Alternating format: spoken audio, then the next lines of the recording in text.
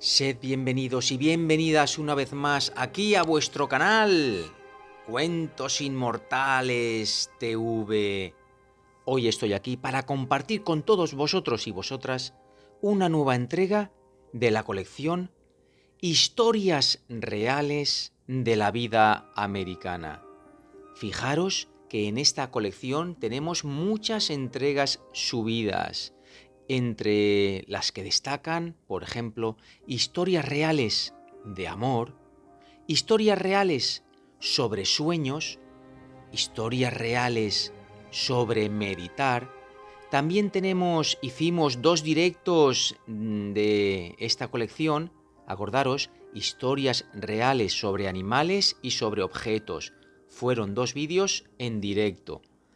Después también historias reales sobre familias, sobre la muerte, etc. Bueno, ¿y hoy qué os traigo? Hoy traigo 10 historias reales de casos extraños. Bueno, bien, antes de adentrarme, ya estáis viendo que de nuevo estoy aquí en mi maravillosa casa llena de libros. Bien, se acabaron las vacaciones con mi autocaravana después de 47 días sin parar, rodando por esos campos, por esos municipios, pueblecitos de España tan bonitos. Y quería comentaros, simplemente para que lo tuvierais en cuenta, ¿qué he estado haciendo estos 47 días? Disfrutar de la vida, sí, pero también he disfrutado sin olvidarme de vosotros, porque en estos 47 días que he estado con la autocaravana, he subido aquí al canal, ¿a que no lo sabéis? He subido 20 vídeos de 20 cuentos o recopilaciones de cuentos, 20 en 47 días. Pero además he hecho y he subido 23 shorts, vídeos de 1 minuto de los lugares donde estaba para mostrároslo y además a lo mejor traeros una historia de ese lugar, que muchos me lo habéis agradecido porque también habéis disfrutado de esos paisajes que os he dejado. Y además hicimos también 4 directos. ¿Quiere decir? ¿Qué quiero decir con esto? Pues que también vosotros podéis valorar el trabajo, como viéndome, evidentemente, y dejando vuestro like. Es importantísimo. Suscribiros si no lo estáis, que sé que muchos veis el canal y no os suscribís. Suscribiros es importante también para que vayamos creciendo, evidentemente. Y compartir que es también pues muy importante para que llegue a cuanta más gente mejor. Pues eso es lo que he hecho en estos 47 días. Y ahora que estoy aquí en mi casa, lo primero que he hecho al llegar ha sido pedirme unas cuantas joyitas más literarias para poder compartirlas con vosotros. Voy a estar compartiendo todo lo que pueda, siempre que pueda. Tener en cuenta también que, por ejemplo, cada vídeo que veis aquí en el canal de 30 minutos, y eso que tengo vídeos de 3 horas, de 2 horas y media, 1 hora y media, 1 hora y 3 cuartos, 1 hora, pues los vídeos solo de media hora, a mí personalmente, toda la edición me cuesta 3 horas. 3 horas hasta que la saco del horno y os la doy. Quiere decir que mi esfuerzo es encomiable, ¿eh? O sea, que no es que diga, mira, este cuento, plim, por arte de magia, ahí lo tenéis. No, no os voy a contar todo el proceso porque no es el momento, pero bueno, quiero que todo el mundo lo tenga claro. Que hay veces que algunos me dejan algún comentario de, oye, esto no sé qué, yo quiero oír otra cosa. O sea que realmente me cuesta lo mío, ¿vale? Lo mío me cuesta traer esto aquí para que vosotros lo disfrutéis y yo también de traeroslo, por supuesto. Bueno, y dicho esto, hoy os traigo esas historias de casos extraños. Al final del vídeo me personaré, hablaremos un poquito y nos despedimos, como siempre. Espero que todos estéis muy bien, espero de verdad que os guste y como siempre digo, sin más dilación, comencemos.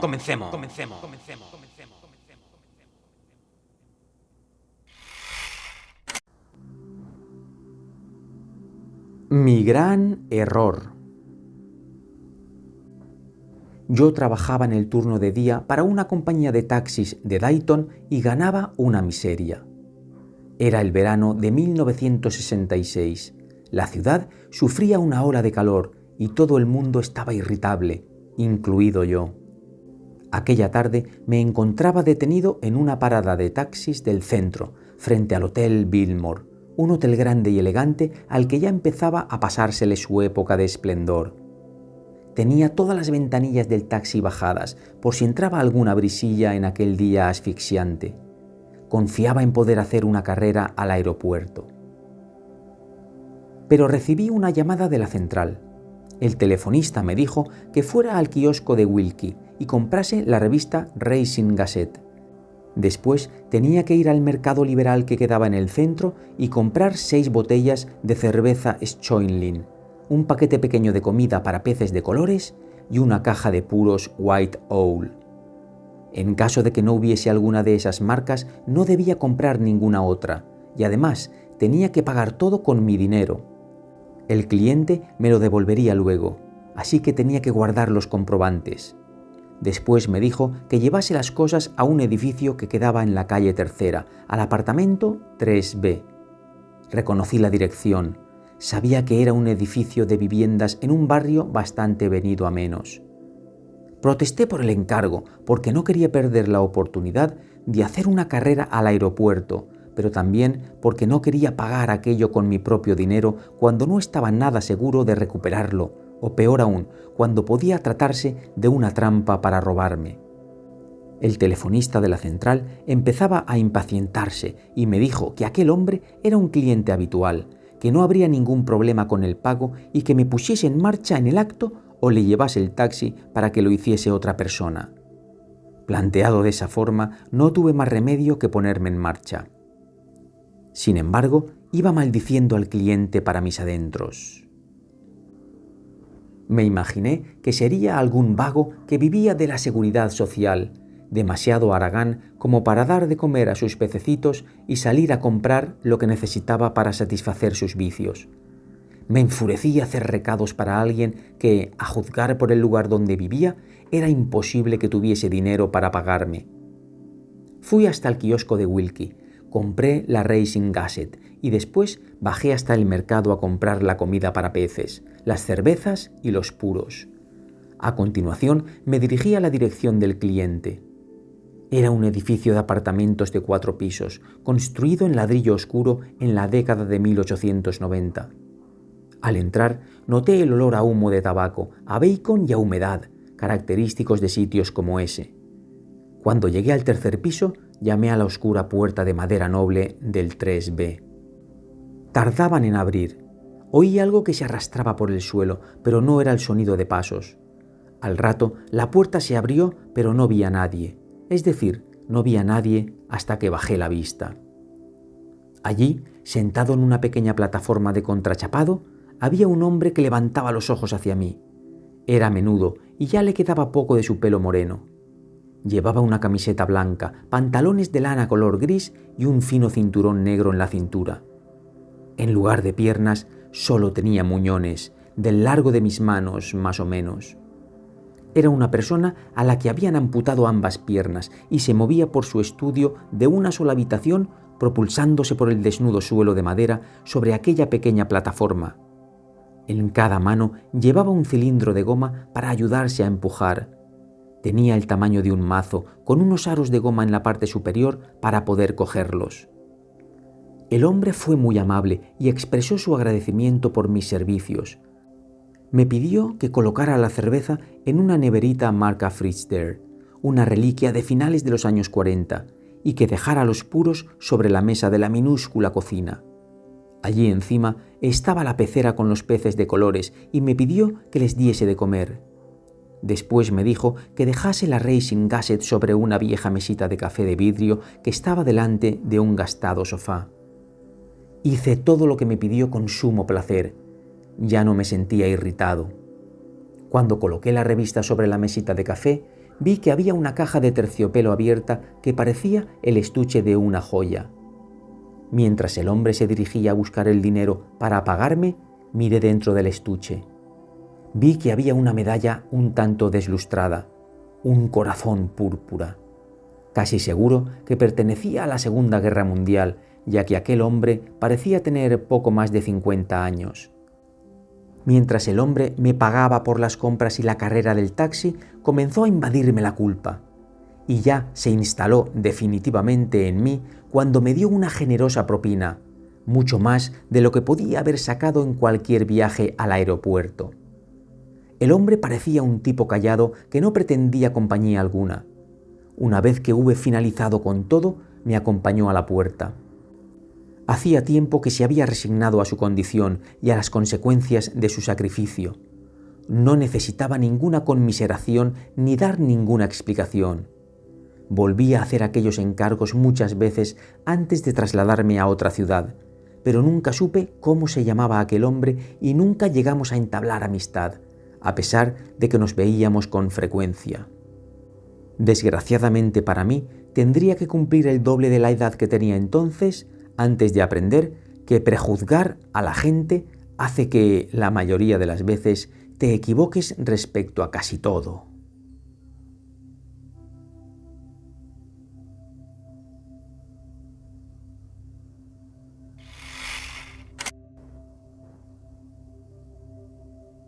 Una charla con Bill.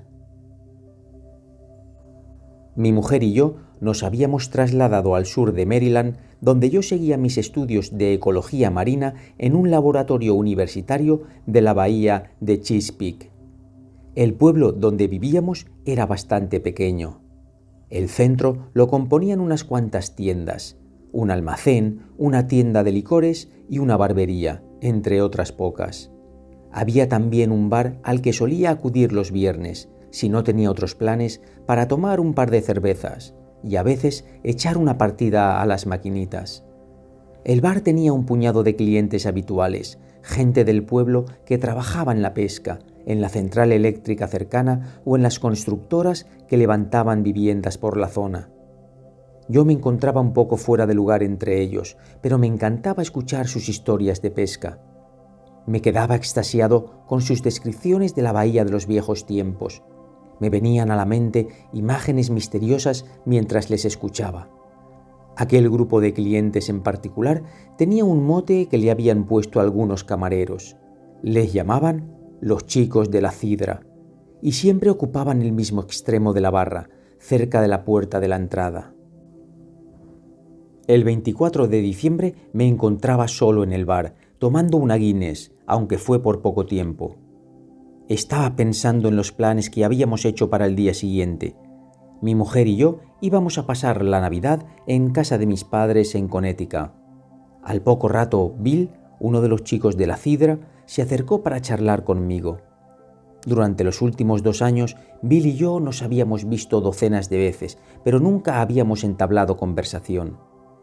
Teníamos una especie de acuerdo tácito por el que habíamos decidido no relacionarnos, pero sí mantener un respeto mutuo. Me quedé un tanto sorprendido cuando empezó a hablarme. Todo había surgido de forma espontánea. Después de las presentaciones y de los prolegómenos de rigor, Bill se embarcó en una larga narración que cubría buena parte de su vida. Llevaba ya algunas copas y estaba de buen humor.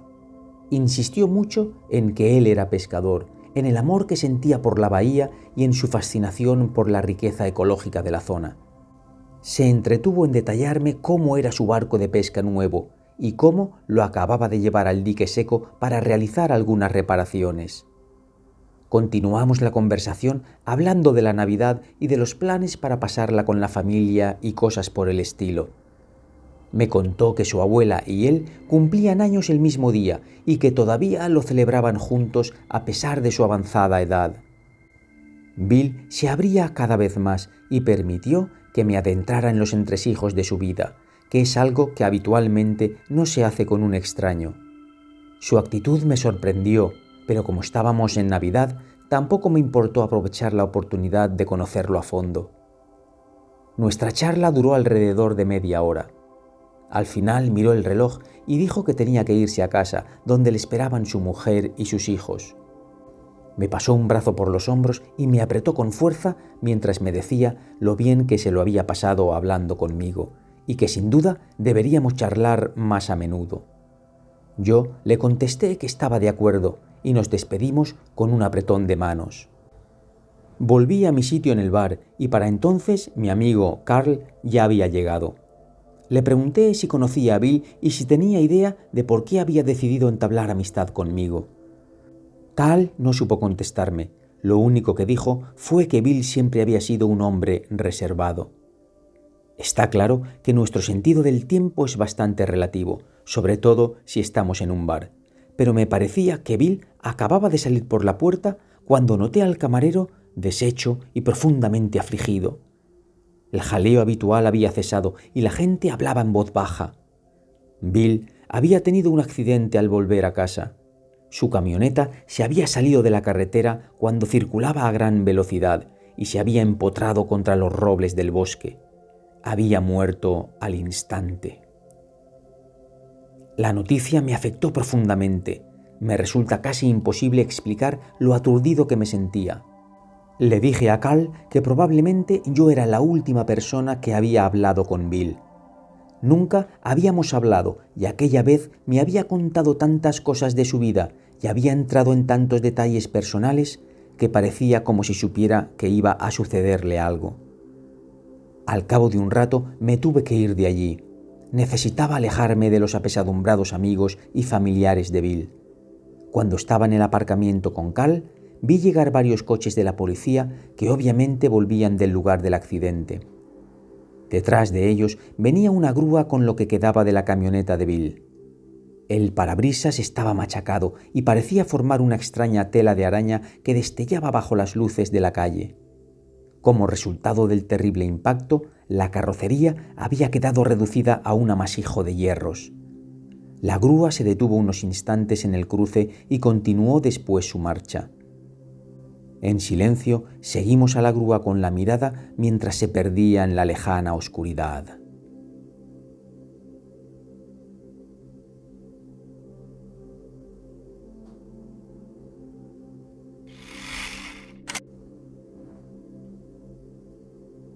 Viaje en la Greyhound. Sería a finales del mes de mayo o principios de junio cuando tomé un autobús en Reno. Era el año 1937. Me detuve frente al primer asiento vacío. ¿Puedo sentarme?, pregunté. La persona que estaba junto a la ventanilla me dirigió una mirada que expresaba claramente que prefería estar sola, pero luego asintió con la cabeza. Era una mujer mayor, aunque probablemente tuviese 10 años menos de los que yo tengo ahora. De muy buena presencia y vestida con ropa cara. Una persona con muchos posibles, como decíamos entonces.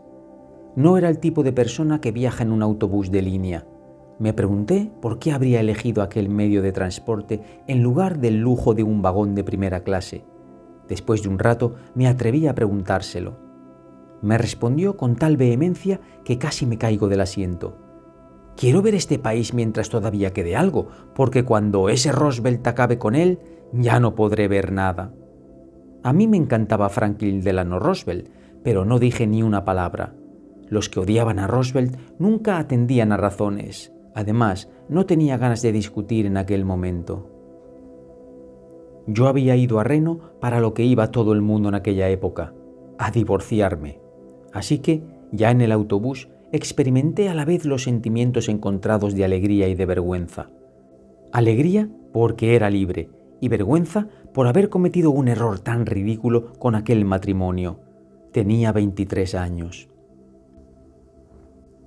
Mi compañera de asiento se bajó en la siguiente parada.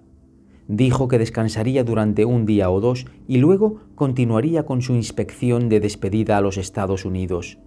Me pasé al asiento de la ventanilla y una mujer grandota se sentó a mi lado. Enseguida se quedó dormida. Roncó durante todo el trayecto. ¿Cómo nos conocimos Jan y yo? En una de las paradas de descanso, por supuesto. En los viajes largos en autobús nada se agradece más que esas paradas de descanso.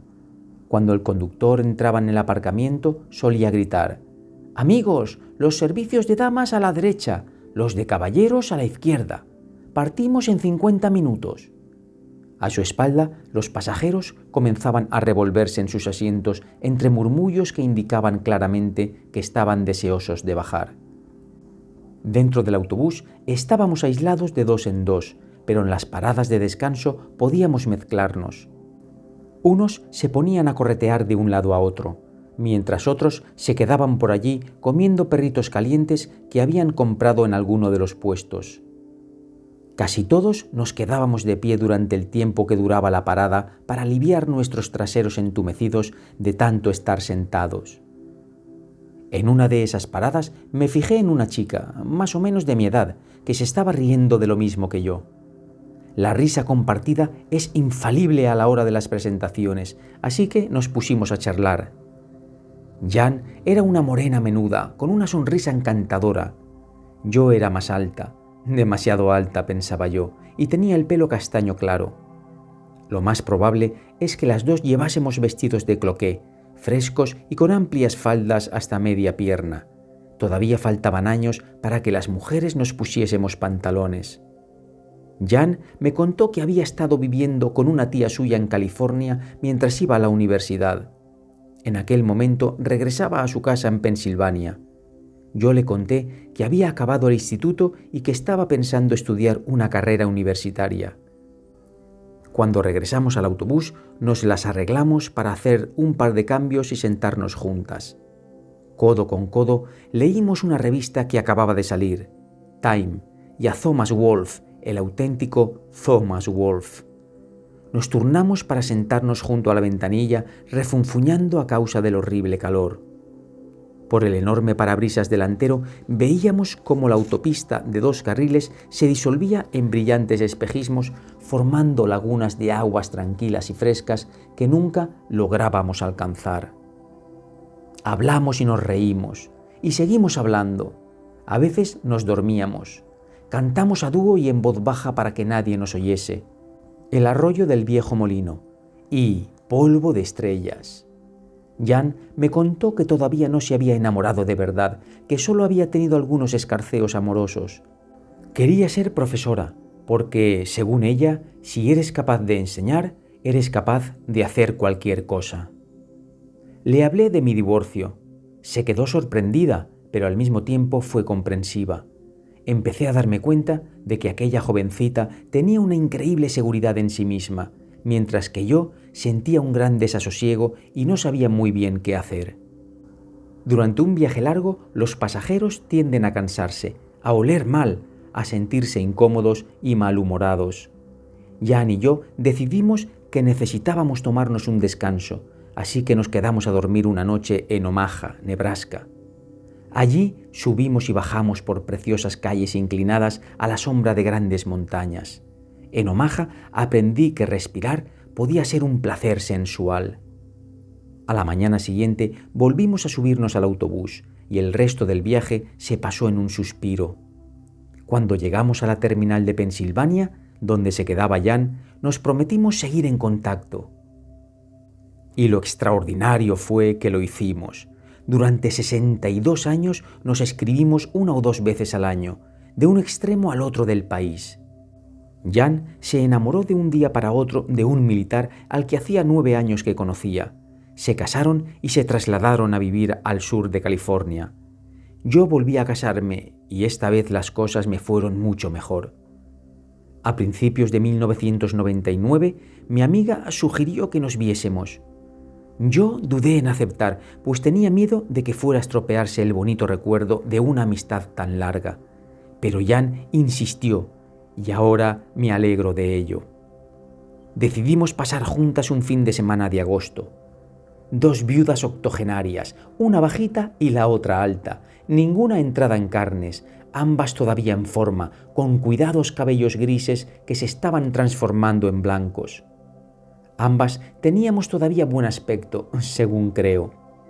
Entre las dos sumábamos 3 ataques cardíacos, un leve ataque de apoplejía, 3 operaciones de cataratas, una deficiencia tiroidea, enfisema y artritis en innumerables articulaciones. Las dos Tomábamos nuestras pastillas solidariamente. Teníamos nuestras gafas siempre a mano y andábamos pausadamente pero sin bastón. Ninguna necesitaba audífono. Hablamos y reímos sin parar durante 2 días, comparando nuestras vidas y los tiempos tan diferentes que nos había tocado vivir. Le hablé de mis 2 hijos, de los que estoy muy orgullosa, y de mi carrera, con la que me sucede lo contrario, puesto que quedó en nada después de un pobre éxito pasajero. Jan sí había alcanzado un puesto destacado. Había fundado y dirigido una organización de ayuda a las personas jubiladas para que encontrasen nuevas formas de seguir siendo útiles. Fue elegida para integrar un comité nacional que analizaba la situación de las personas de la tercera edad en todo el mundo. Había viajado a China, a Rusia y a Sudamérica. En nuestra cena de despedida, el domingo por la noche, surgió una pregunta. Si pudiéramos volver a vivir otra vez nuestras vidas, ¿volveríamos a vivirlas exactamente igual, sin cambiar ni el más mínimo detalle? Jan dijo que sí. Yo dije que no. Nos quedamos mirándonos. ¿Y eso qué significa?, preguntó ella. ¿Tiene que significar algo? Supongo. ¿Que tú estás contenta con tu vida? Tal vez, dijo ella, y que quizá tú le restas méritos a la tuya. Quizá.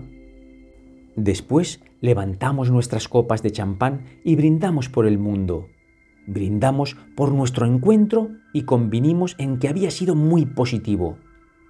Luego nos despedimos con mucho amor y sin decir ninguna tontería acerca de volver a vernos.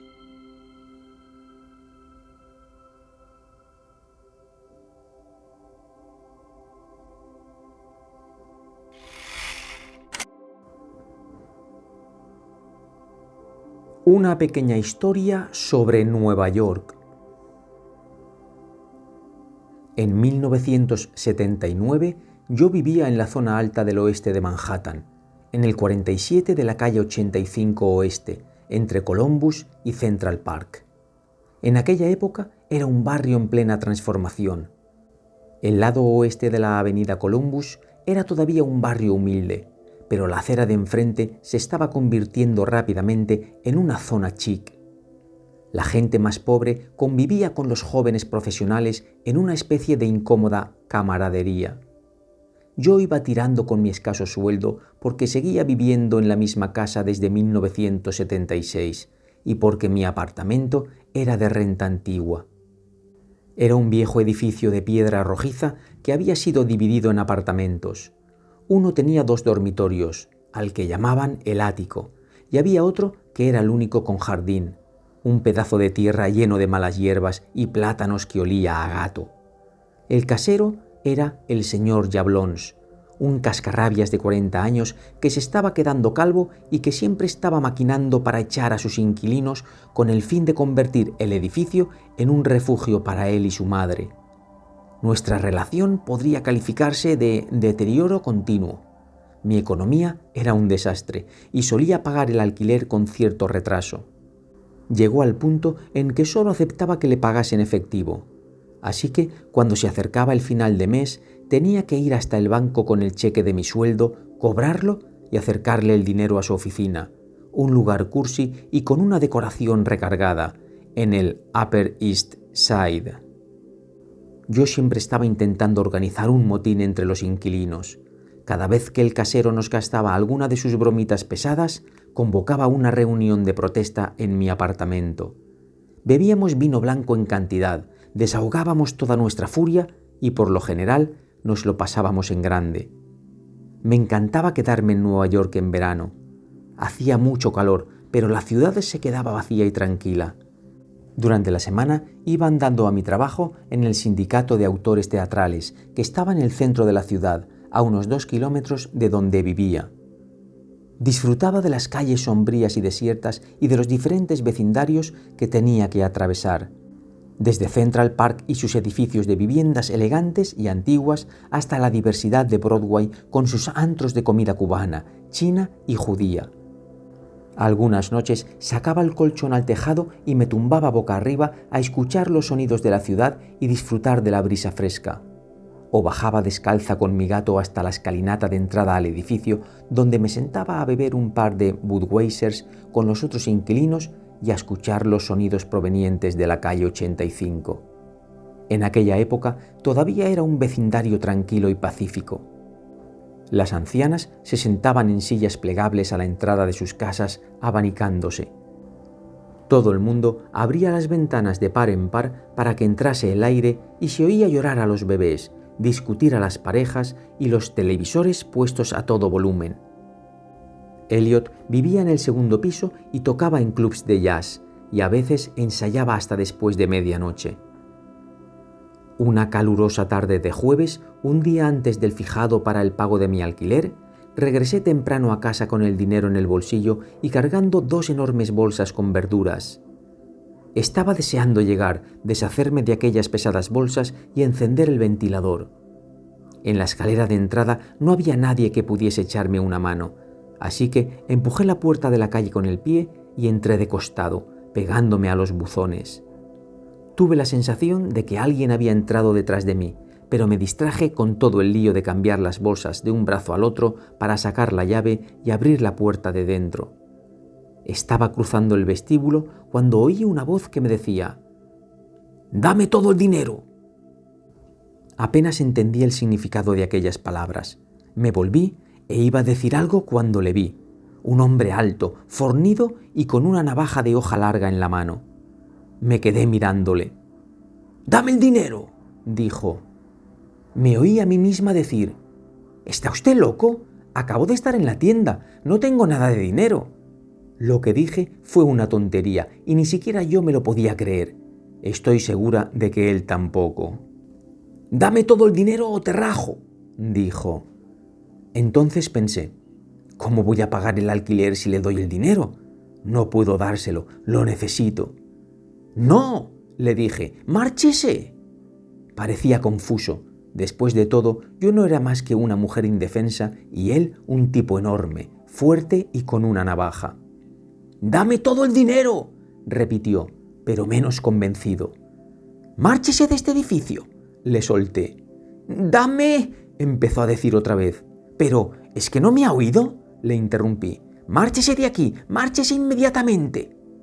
De pronto miró hacia la escalera. «Vale», dijo, «está bien», y se marchó del edificio tan sigilosamente como había entrado. Me quedé allí de pie durante un momento, aturdida, hasta que empezaron a temblarme las rodillas. Dejé las bolsas de la compra en el suelo y subí la escalera lo más rápido que permitieron mis piernas. Estaba como un flan. Al principio aporreé la puerta de Elliot, pero no contestó nadie, así que subí 2 pisos más hasta el apartamento de Robert. Robert era un cámara de televisión, así que solía estar en casa a horas inusitadas. Abrió la puerta. Comencé a farfullar, intentando explicarle a toda velocidad lo que acababa de sucederme y pidiéndole que me acompañase a la comisaría. Solo estaba a 2 manzanas de allí. Pero Robert dijo que no, que la policía no iba a hacer nada. Después de todo, el hombre no me había robado y era probable que no se creyeran mi historia. En eso tuve que darle la razón. Ya estaba empezando a sonarme un poco rara incluso a mí misma. Entonces Robert fue a su dormitorio y yo fui detrás. Abrió el primer cajón de la cómoda y sacó una pistola. Parecía nervioso. «¿Qué vas a hacer con eso?», le pregunté. «No pienso dispararle a nadie», dijo, «solo quiero asustarle». Me dijo que íbamos a salir juntos a la calle a ver si identificaba a aquel aspirante atracador. A aquellas alturas yo ya no podía pensar con claridad, así que seguí obedientemente a Robert. Dejamos el apartamento, bajamos la escalera y salimos a la calle. Pero cuando empezamos a recorrer el vecindario me di cuenta de que lo más probable era que no pudiese identificar a aquel hombre. Robert parecía bastante desilusionado cuando nos dimos la vuelta y volvimos a entrar en casa. Yo no acababa de entender por qué el tipo de la navaja se había dado por vencido tan fácilmente. Era imposible que yo le hubiese intimidado, puesto que soy una persona bajita, con la cara redondita, mejillas sonrosadas y una cabellera llena de rizos. ¿Quién o qué hizo que diera la vuelta y se fuese? ¿Fue su conciencia? ¿Un ángel? ¿La vieja Jablons? Al día siguiente pagué el alquiler a primera hora. Años más tarde, después de haberme mudado a vivir a Wisconsin, me enteré de que Robert había empezado a sufrir depresiones y pasaba muchas horas solo, encerrado en su cuarto. Según me dijeron, todavía tenía la pistola.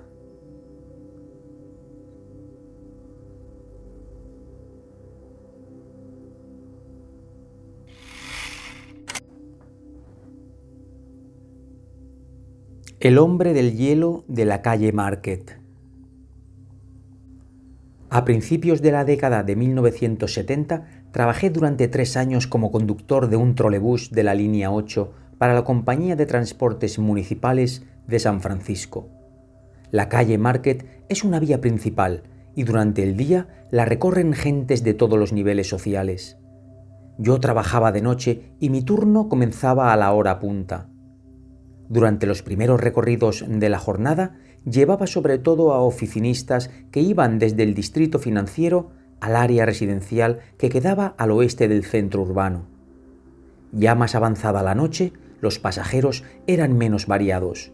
Trabajadores del turno de noche, gente que salía de juerga y los habituales de la calle Market.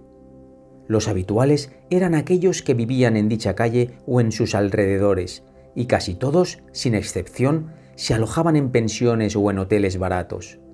El mayor centro de acogida de la asistencia social era un edificio colosal conocido como el Lincoln. Estaba situado casi al principio de la calle Market, a una manzana de los muelles. El Hotel Lincoln era un edificio de 5 plantas que tenía unas 200 o 300 habitaciones pequeñitas. Una vez entré cuando fui a visitar a un amigo al que le iban mal las cosas. Esta no es su historia, pero mi recuerdo de ese edificio proviene de esa visita. Nada más entrar en el estrecho vestíbulo, uno se encontraba de frente con una cabina pequeñita de enrejado metálico. Dentro había un aburrido conserje que realizaba transacciones poco frecuentes. A su derecha había uno de esos ascensores antiguos que no tenían cristales ni paredes sólidas. Otra cabina. A la derecha del ascensor había un pasillo largo y estrecho con una escalera en cada extremo. Los desnudos suelos de madera tenían ya surcos de tantos años de uso. Cada pocos metros se sucedían las puertas de los pequeños habitáculos que constituían los dominios privados de cada residente. En el Hotel Lincoln vivía todo tipo de gente. Algunos eran huéspedes transitorios a quienes la Seguridad Social les había procurado un alojamiento de emergencia. Unos pocos eran presos que estaban en libertad condicional. Sin embargo, la mayoría eran residentes fijos que se quedaban allí meses y hasta años. Muchos de ellos eran gente que vivía sola y que se las arreglaba para pagar el modesto alquiler gracias a sus pensiones, a la Seguridad Social o a las ayudas por invalidez. Unos hacían trabajos deplorables, ganando apenas lo suficiente como para subsistir. La mayoría estaba entre la mediana edad y la vejez. Casi todos tenían una característica en común: la dignidad.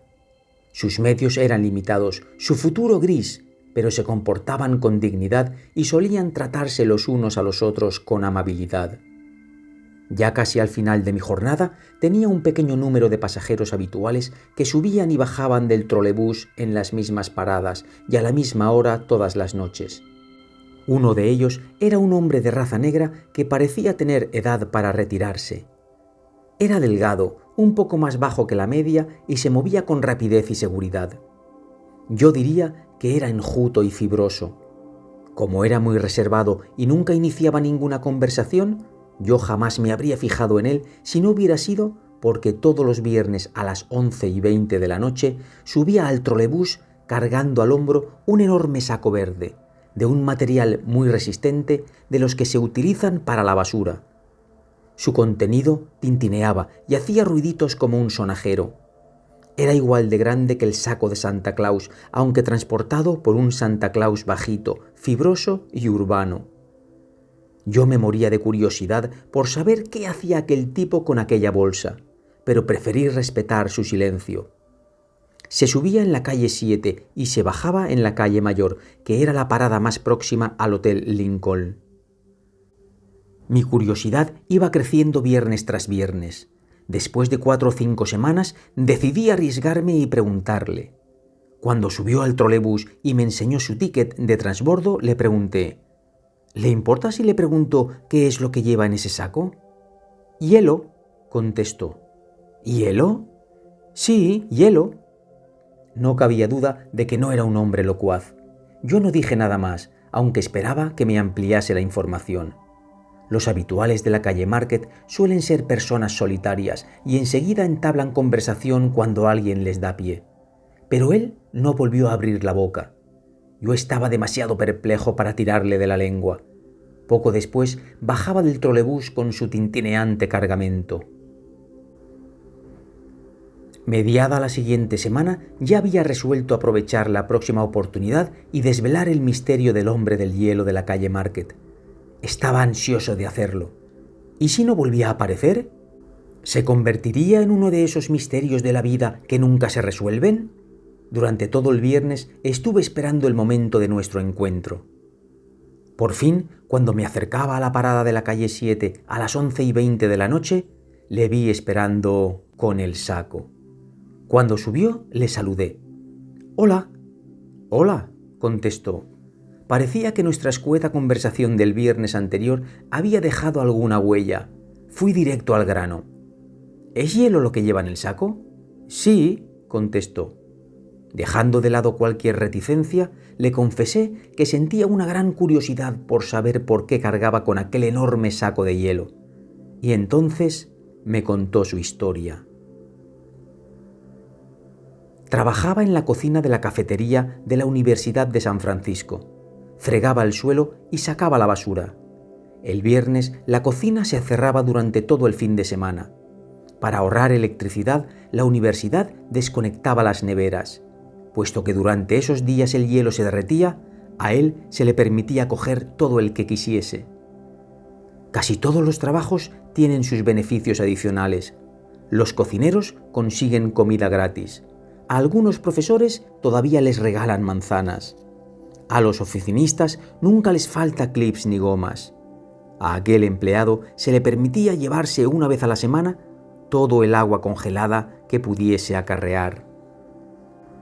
A estas alturas, querido oyente, es probable que usted también esté pensando lo que pensaba yo en aquel momento, que aquello no era más que una codicia absurda que le condenaba a llevar a cuestas una pesada carga todos los viernes por la noche. Pero estaba equivocado. A continuación me explicó que vivía, como yo había supuesto, en el Hotel Lincoln. En su habitación tenía un gran cajón congelador que mantenía el hielo durante todo el fin de semana. Muchos de los que residían en el hotel recibían cheques semanales y a veces podían permitirse el lujo de invertir en una petaca de whisky. Todos estaban invitados a pasar por su habitación a coger hielo gratis. A veces le ofrecían una copa. A veces aceptaba, pero no siempre. Por sus modales resultaba obvio que no era un borracho. Un pequeño grupo de sus vecinos, pensionistas, inválidos, fracasados, se reunía con frecuencia para compartir su botín y él para compartir el de ellos. Cumplía un papel social en el centro de una comunidad. Transportaba hielo que pronto se derretiría y desaparecería. Pero mientras se derretía, había gente que se reunía para compartir hielo, bebidas, compañía y muchos brindis de buena ventura. Los tiempos cambian. Donde estaba el Hotel Lincoln, hoy se levanta el edificio del Banco de la Reserva Federal.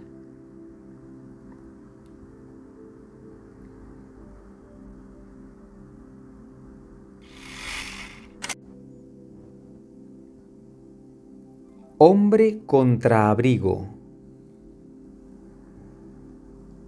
La primera y única vez que nos vimos fue en un bar de moda en una fría noche de noviembre. Yo había contestado a la nota que ella había publicado en la sección de anuncios personales. Me gustaría conocer a un hombre seguro de sí mismo, entre 35 y 45 años. Un hombre al que le guste pasear por el parque y charlar en la oscuridad, etc. Me atrajo el estilo sencillo y musical de aquel anuncio. Era morena, alta, delgada y rondaría los 33 o 34 años. Tenía una conversación interesante y me miraba a los ojos mientras hablaba. Era guapa e inteligente y me gustó de inmediato.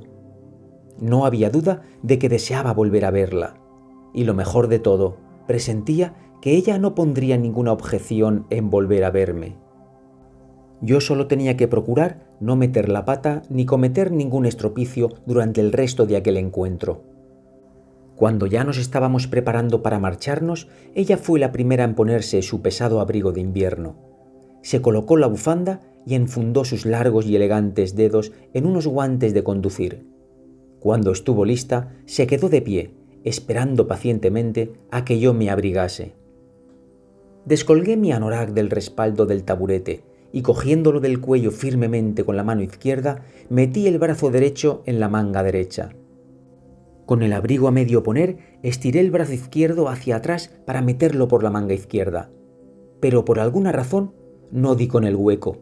Volví a intentarlo y volví a fallar. Decidí poner todo mi empeño en aquella tarea. Estaba tan absorto en lo que hacía que no me di cuenta de que mi cuerpo estaba empezando a enroscarse en una extraña torsión. Cuanto más me retorcía, más se retorcía mi abrigo, así que mi manga seguía manteniéndose a la misma distancia de mi ansiosa mano. Noté que comenzaban a asomarse algunas gotas de sudor en la frente. Era como si la distancia entre las mangas se hubiese acortado durante el último par de horas. Yo gruñía y resoplaba mientras me debatía por insertar la mano, o mejor dicho, por alcanzar la manga. ¿Cómo iba a saber que había caído en las garras de mi propia perdición? Con tantos giros tenía las piernas completamente enroscadas. Nadie puede permanecer en pie al tiempo que se contorsiona y lanza puñetazos hacia atrás buscando una manga que se mueve a sus espaldas. Empecé a perder el equilibrio. Caí al suelo lentamente. Allí tumbado, enredado en mi abrigo y cubierto parcialmente por él, levanté los ojos hacia mi acompañante. Ninguno de los dos dijo nada. Ella no había visto en su vida a un hombre forcejeando con su propio abrigo y que, además, éste acabase derribándole tras la lucha.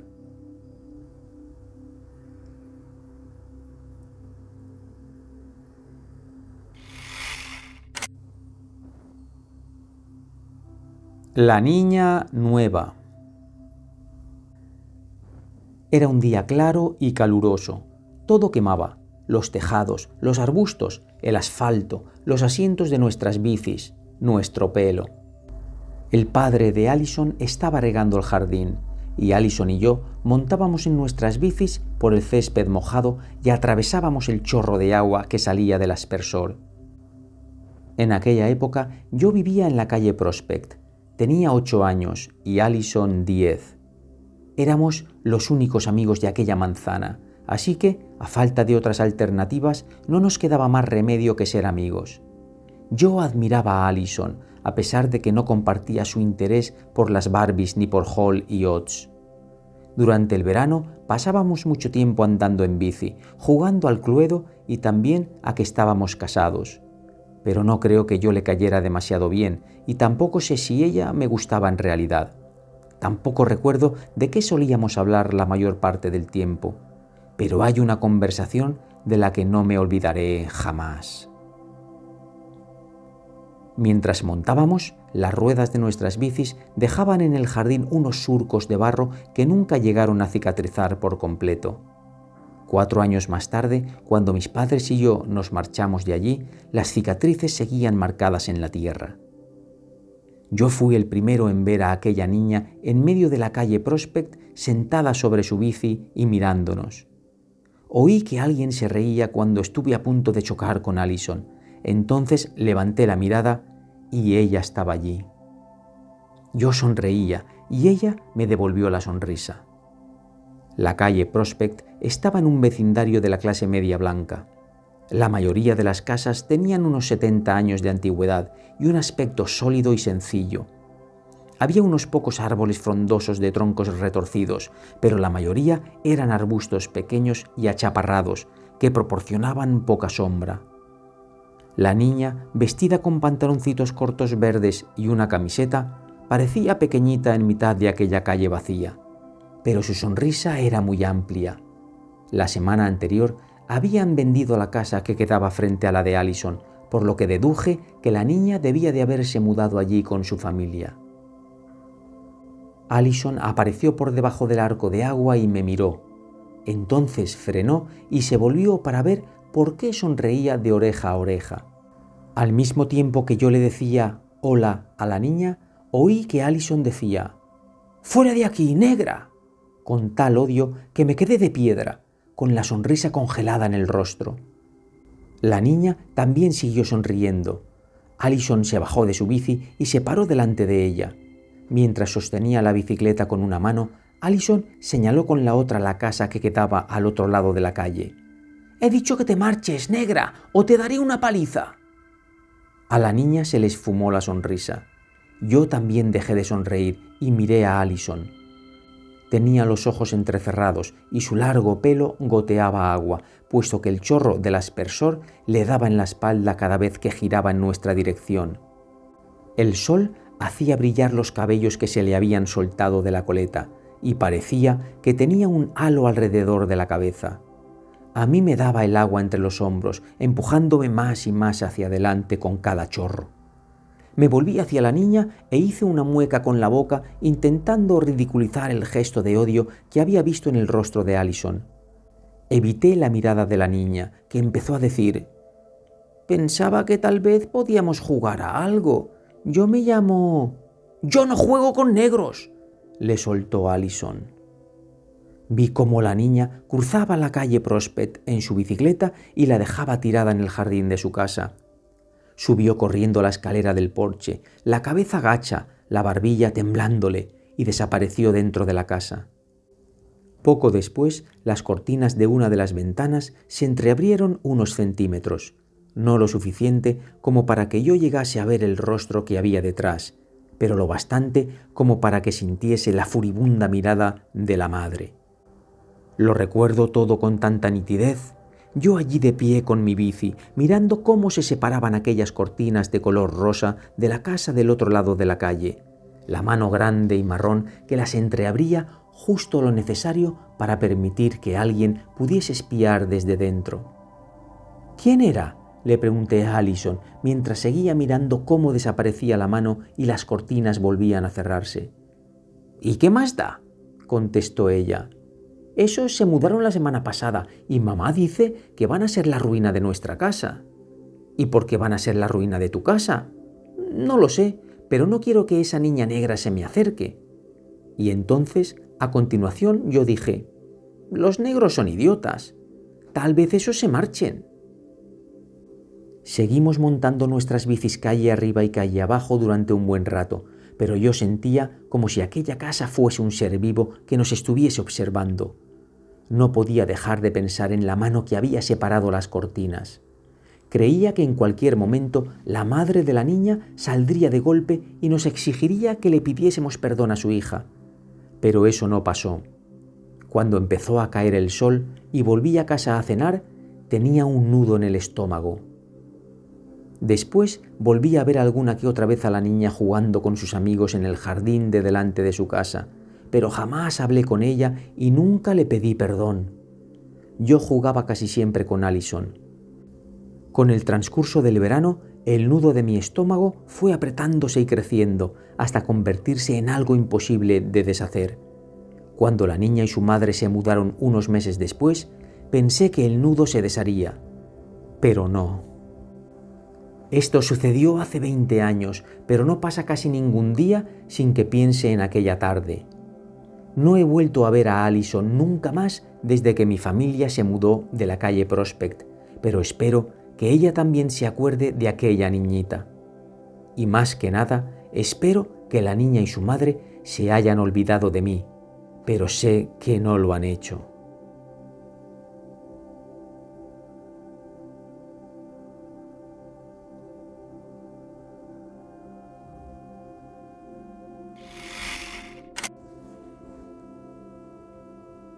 Mi relato.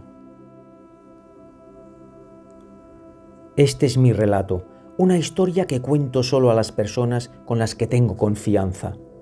Ahora tengo 23 años, pero cuando sucedieron los hechos tenía 19, casi 20. Al acabar el segundo curso de universidad, conseguí un trabajo para el verano en el Servicio Forestal de California.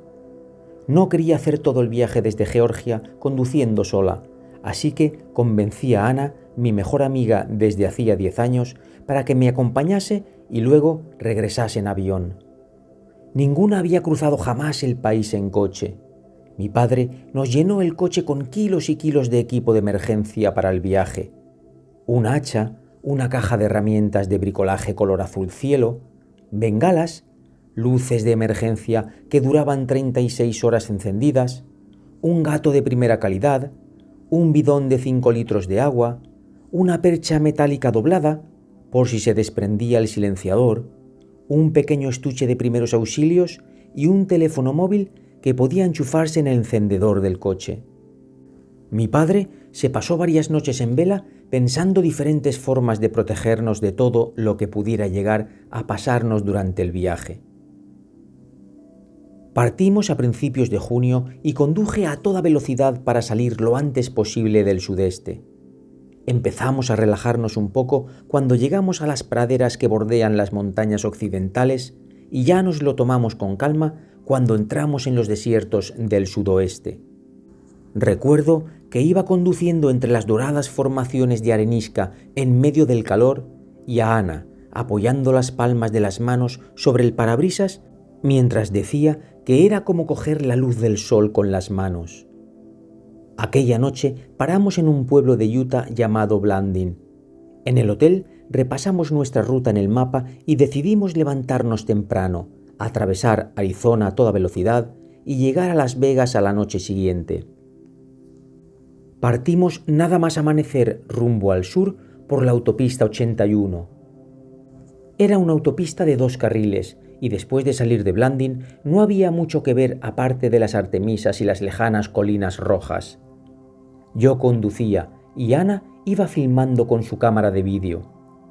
Esa mañana, justo antes de apagar la cámara, comenté lo terrible que sería tener un accidente en aquel sitio, donde la soledad era casi palpable y el paisaje sin árboles era tan despiadado.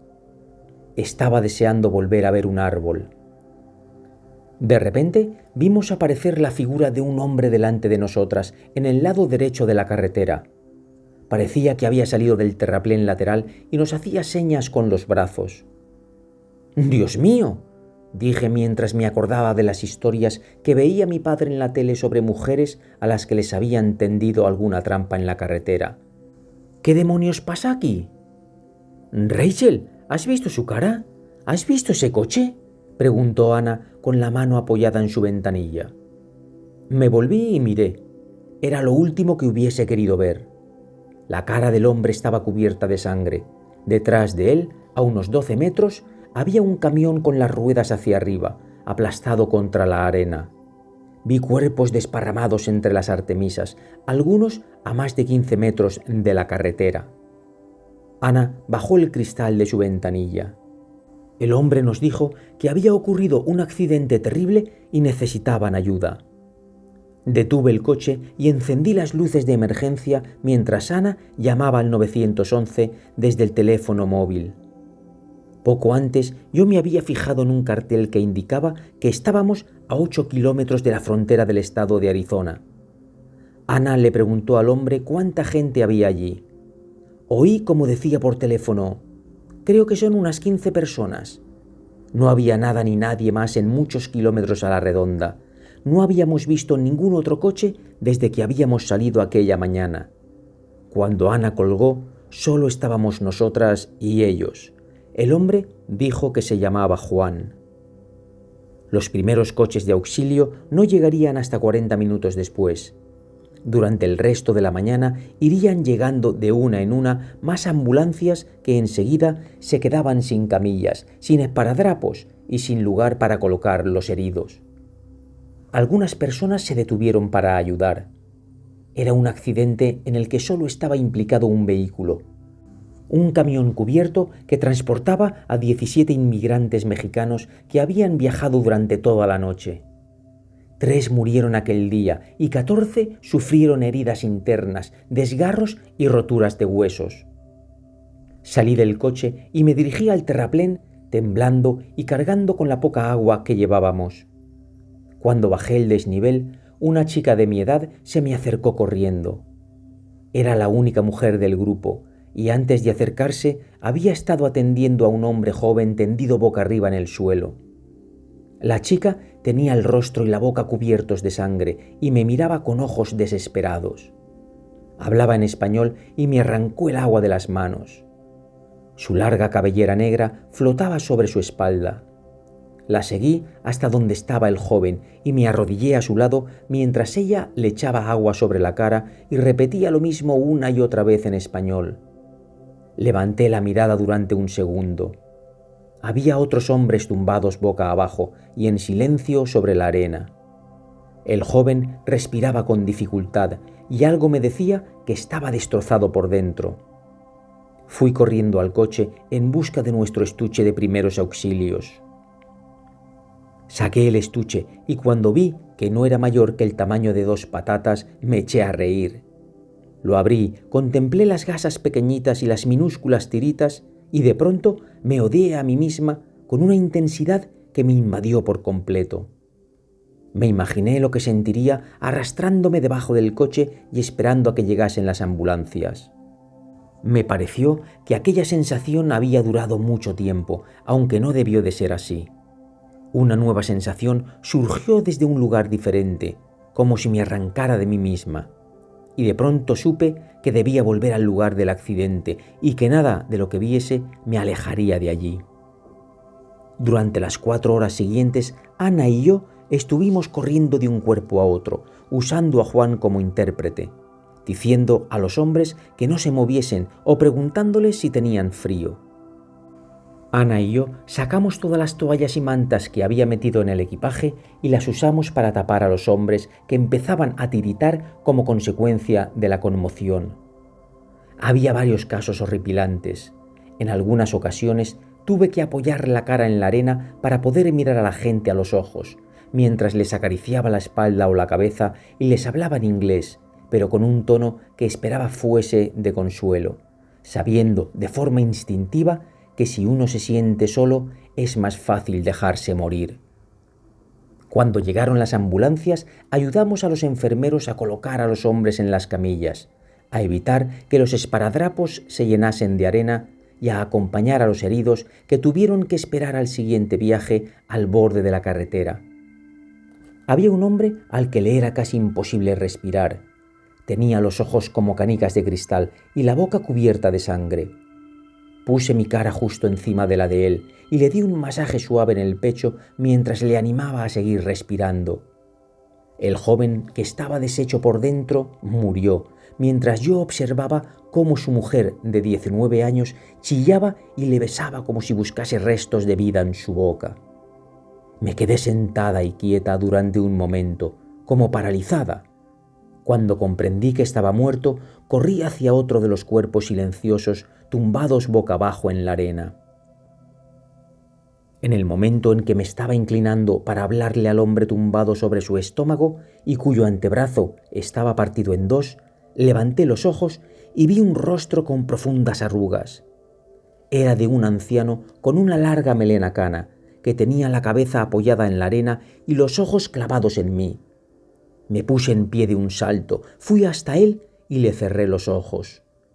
Fui a buscar una sábana para cubrirlo, intentando hacer todo lo posible para evitar que yaciese allí de aquella forma, muerto e ignorado. Había un chico que había salido expulsado más lejos que todos los demás y al que los enfermeros estaban ajustando a una camilla con unas correas. Le hablé sonriéndole animadamente y asegurándole que pronto se pondría bien. Tenía los ojos y la boca llenos de sangre, pero parecía que me veía y hasta pareció devolverme la sonrisa.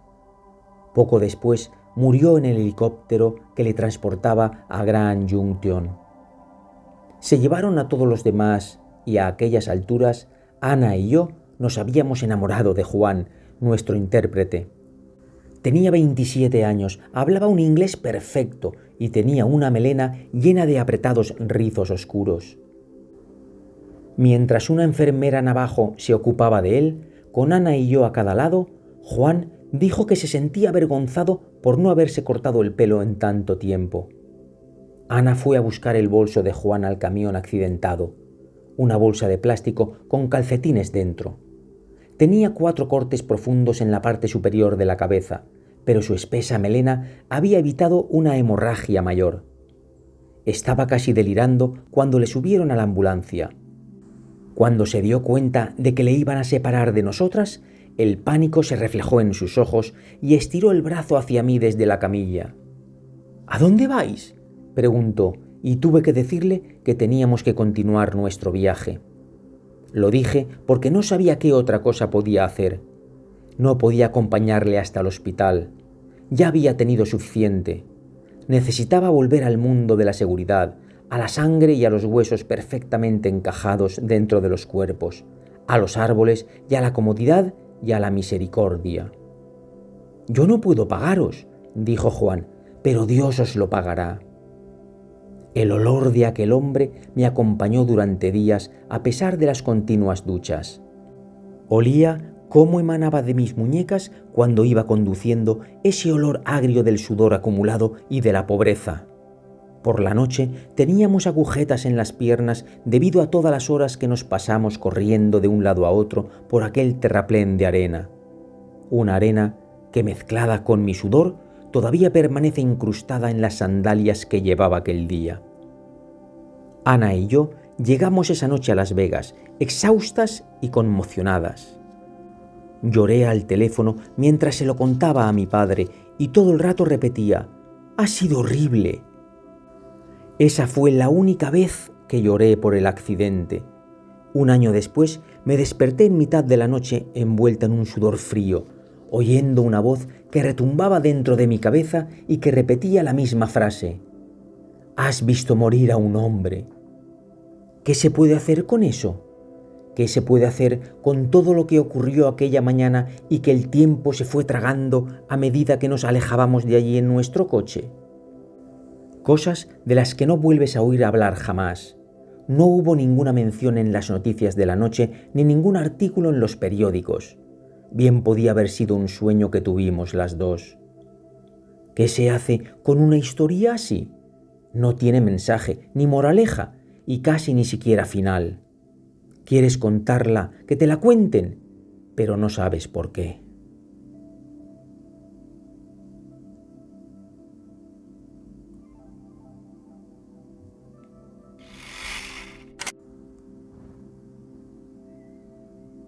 El país de las personas perdidas. Actualmente soy profesora universitaria, pero en una de mis vidas anteriores trabajé como actriz, sobre todo haciendo apariciones especiales en programas televisivos. En la década de 1970 participé en un episodio del programa infantil El país de las personas perdidas, que se emitía los sábados por la mañana. Hacía el papel de la niña protagonista del programa, pero en versión adulta, y viajaba desde el futuro para advertirle que estaba en peligro. Las dos teníamos una larga melena rubia y yo llevaba un amplio vestido verde hasta los pies. 5 años más tarde viajé a Birmania. A los turistas solo se nos permitía entrar en el país con un visado de 7 días. Cogí el vuelo que salía todos los martes desde Bangkok y vi a pocos occidentales mientras me dirigía de Rangún a Mandalay y a los estados Shan. Salvo Rangún, con sus amplios bulevares, reliquias del colonialismo inglés, Birmania parecía ajena a toda influencia occidental y a las servidumbres que conlleva el mundo moderno. Quedé extasiada por la belleza de Birmania y por la gentileza de sus gentes. Una tarde fui a visitar la pagoda de Swidagon, con sus monjes enfundados en túnicas color carmesí, sus estatuas doradas de Buda y el constante flujo de turistas, familias y peregrinos. El aroma a incienso lo inundaba todo. Estaba contemplando una imagen de Buda cuando un caballero de edad avanzada se me acercó y comenzó a hablarme de ella. Hablaba un inglés perfecto. Obviamente era un hombre muy culto y me quedé fascinada con su relato. Me dijo que le llamase Dr. P, puesto que su apellido era demasiado largo. Las horas se me pasaron volando mientras escuchaba al Dr. P contar la historia, la política, las enseñanzas del budismo y la espiritualidad y fatalismo del pueblo birmano. De repente se detuvo. Dijo: «Es hora de almorzar», y me invitó a que le acompañase a su casa y conociese a su familia. Por supuesto, acepté. La esposa del Dr. P nos recibió con enorme gentileza y entramos en la casa donde estaban sus hijos y nietos. Una de sus nietas, que tenía 8 o 9 años, no me quitaba los ojos de encima. Al cabo de un rato le dijo algo a su abuelo en birmano. «Mi nieta dice que tiene una foto suya», me dijo el Dr. P. «¿De verdad?», dije sonriéndole indulgentemente. «Sí», contestó él, «y le gustaría enseñársela». La niña desapareció de la sala y regresó un minuto más tarde con un visor de plástico llamado Viewmaster, en el que pueden verse imágenes tridimensionales de diapositivas montadas sobre discos de cartón. Yo había visto uno de aquellos aparatos años atrás en una tienda de regalos del bosque de secuoyas gigantes. La niña me entregó el visor. Cuando acerqué los ojos a la lente me quedé atónita. Era una foto mía, vestida con el amplio vestido verde en una de las escenas de El país de las personas perdidas. El hijo del Dr. P había estado embarcado como marinero en un navío mercante. Cuando el barco atracó en Nueva York, le había comprado aquel juguete a su hija y dio la casualidad de que incluía fotos de mi episodio de El país de las personas perdidas.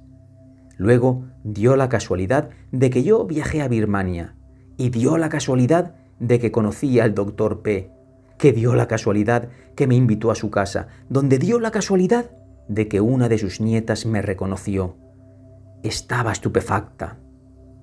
Pero lo más increíble de todo fue la reacción de aquella familia.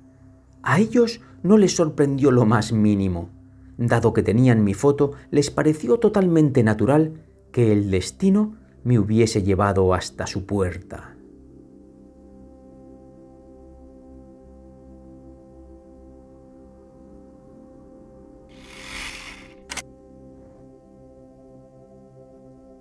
La mañana de Navidad de 1949. Caía una leve llovizna cuando mi hermana Jill y yo salimos corriendo de la iglesia metodista, ansiosas por llegar a casa y jugar con los regalos que Santa Claus nos había dejado a nosotras y a nuestra hermanita Sharon, que todavía era un bebé. Frente a la iglesia, al otro lado de la calle, había una gasolinera de la Pan American, donde paraba el autobús de la línea Greyhound. La gasolinera estaba cerrada en Navidad, pero vi que había una familia esperando de pie junto a la puerta cerrada, apiñados debajo del estrecho alero, en un desesperado intento por permanecer secos. Durante un segundo me pregunté qué estarían haciendo allí, pero enseguida me olvidé de ellos mientras intentaba alcanzar a Jill. Cuando llegamos a casa, apenas pudimos disfrutar de nuestros regalos, ya que tuvimos que salir hacia casa de nuestros abuelos para celebrar con ellos la cena de Navidad. Cuando íbamos en el coche por la autopista, noté que la familia seguía allí, de pie junto a la puerta de la gasolinera cerrada. Mi padre iba conduciendo muy despacio. Cuanto más nos acercábamos al cruce en el que había que girar para ir a casa de mis abuelos, más lento iba el coche. De repente, mi padre hizo un giro en U en medio de la carretera y dijo: «No puedo soportarlo». «¿Qué sucede?», preguntó mi madre. «Es esa gente que está en la gasolinera de Pan Am con esta lluvia. Tienen niños. Es Navidad. No puedo soportarlo». Cuando mi padre se detuvo en la gasolinera, vi que eran 5 personas, los padres y 3 hijos, 2 niñas y un niño pequeño. Mi padre bajó el cristal de su ventanilla. «¡Feliz Navidad!», dijo. «Hola, ¿qué tal?», respondió el hombre. Era muy alto y tenía que inclinarse un poco para ver dentro del coche. Jill, Sharon y yo nos quedamos mirando a los niños y ellos nos miraron a nosotras. ¿Están esperando el autobús?, preguntó mi padre. El hombre dijo que sí. Iban a Birmingham, donde tenía un hermano y la posibilidad de encontrar trabajo. Muy bien, pero es que ese autobús no pasa hasta dentro de varias horas, y en esta parada van a acabar empapados. Winsbourne queda apenas 3 kilómetros de aquí. Allí hay una parada con paredes y techo y bancos para sentarse, le dijo mi padre. ¿Por qué no suben al coche y les acerco? El hombre lo pensó durante unos instantes y después hizo señas a su familia. Subieron al coche. No llevaban equipaje, solo lo puesto. Una vez que estaban todos dentro del coche, mi padre se volvió hacia el asiento trasero y preguntó a los niños si Santa Claus ya había dado con ellos. 3 caritas tristes le miraron en silencio a modo de respuesta. Claro, ya me parecía a mí, dijo mi padre, guiñándole un ojo a mi madre, porque cuando he visto a Santa Claus esta mañana me ha dicho que le estaba costando mucho encontraros y me ha preguntado si podía dejar vuestros juguetes en mi casa. Ahora vamos a ir a buscarlos antes de llevaros a la parada del autobús. Las caritas de los 3 niños se iluminaron de inmediato y empezaron a dar saltos en el asiento de atrás, parloteando y riendo. Cuando bajamos en nuestra casa, los 3 niños entraron corriendo por la puerta principal y fueron directamente a los juguetes que estaban desparramados debajo del árbol de Navidad. Una de las niñas vio la muñeca de Jill y enseguida la estrechó contra su pecho. Recuerdo que el niño pequeño se aferró a la pelota de Sharon y que la otra niña cogió uno de mis juguetes. Todo esto sucedió hace mucho tiempo, pero recuerdo esas imágenes con claridad. Aquella fue la Navidad en la que mis hermanas y yo descubrimos el goce de hacer felices a los demás. Mi madre se dio cuenta de que una de las niñas llevaba un vestido de manga corta y le regaló el único jersey que Jill tenía. Mi padre les invitó a que viniesen con nosotros a la cena de Navidad en casa de mis abuelos, pero los padres no quisieron aceptar. A pesar de que todos insistimos, se mantuvieron firmes en su decisión. Cuando íbamos otra vez en el coche rumbo a Wingborne, mi padre le preguntó al hombre si tenía dinero para los billetes de autobús. El hombre dijo que su hermano le había enviado los pasajes. Mi padre metió la mano en el bolsillo y sacó un par de $, que era todo el dinero que le quedaba hasta la paga siguiente. Le puso el dinero en la mano al hombre y le obligó a cogerlo. Este intentó devolvérselo, pero mi padre insistió. Llegarán a Birmingham muy tarde y estos niños tendrán hambre mucho antes. Coja el dinero. Yo he estado sin trabajo y sé lo que se siente cuando no se tiene para dar de comer a la familia. Les dejamos en la parada de autobús de Wingborne. Mientras nos alejábamos, me quedé mirándoles por la ventanilla hasta que les perdí de vista, con los ojos clavados en la niñita que abrazaba su muñeca nueva.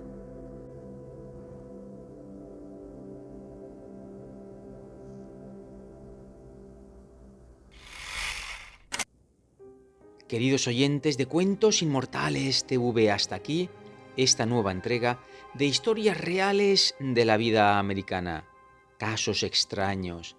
Bueno, ahora es vuestro momento.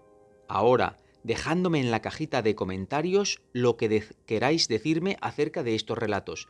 Si alguno os ha gustado más que otro, si os identificáis con alguno, si alguno os ha llegado al corazón, no sé, si os ha traído recuerdos que estaban ya en vuestra cabeza como, inutilizados y han vuelto a salir a la luz, decidme, es vuestro momento.